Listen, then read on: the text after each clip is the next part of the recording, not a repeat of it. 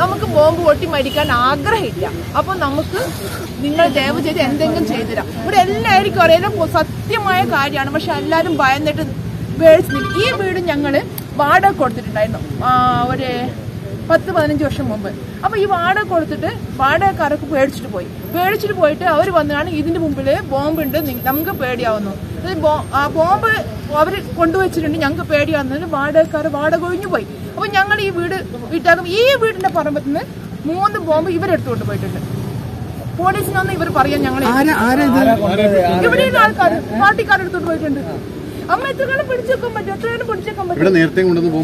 അത് 10-15 വർഷം മുമ്പേ ഞങ്ങളുടെ ഈ വീട് വാടക കൊടുത്തു പോയിട്ടുണ്ട്. അപ്പോഴേ ഇതുണ്ട്. ഇപ്പൊ ഒരാൾ മരിച്ചുകൊണ്ട് ഇത് വെളിയിൽ വന്നു. ഇത് പിന്നെ ഇങ്ങനെ തന്നെ ഞങ്ങള് ജനിച്ചപ്പോ തന്നെ ഈ ഒച്ചപ്പാടും ബഹളവും കേൾക്കുന്നുണ്ടെന്നൊക്കെ പറഞ്ഞ എന്താ ഒരു പാട്ടും.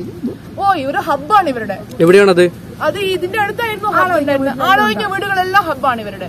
ആരുടെ? ഈ പാർട്ടിക്കാണ്. ആ പാർട്ടിക്കാരുടെ ഹബ്ബാണ്. ഇനിയിപ്പോ ഇവരിപ്പോ പറഞ്ഞത് കാരണം ഇപ്പൊ ഞങ്ങളുടെ വീട്ടിൽ ബോംബ് ഇതാരും പേടിക്കണേ എന്തുകൊണ്ടാന്ന് വെച്ച് കഴിഞ്ഞാല് ആര് പറഞ്ഞോ അവരുടെ വീട് ബോംബെറിഞ്ഞു നശിപ്പിക്കും. പിന്നെ ഞങ്ങൾ ഇവിടെ ജീവിക്കാൻ അനുവദിക്കില്ല. ശരി, ഞങ്ങളെ ജീവിക്കാൻ അനുവദിച്ചിട്ടും ശരി, ഞാൻ പറയുന്നത് എനിക്ക് വേണ്ടിയല്ല, ഈ നാട്ടിലെ എല്ലാ ആൾക്കാർക്കും വേണ്ടിയാണ്. നിങ്ങൾക്ക് സഹായിക്കാൻ പറ്റുമെങ്കിൽ സഹായിക്കും. പലരും പേടിച്ചിട്ടാണ് പറയുന്നത്. കാരണം ഇവരുടെ വീടുകളിൽ ബോംബെറിയും, ഇല്ലെങ്കിൽ വീടുകളിൽ ജീവിക്കാൻ അനുവദിക്കില്ല. എന്റെ പേര് സീന.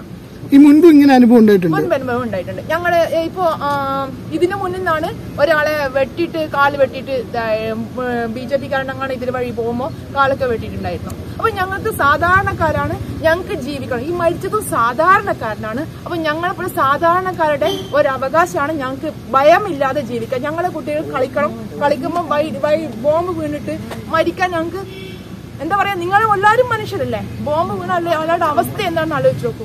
പറയണ്ടേ?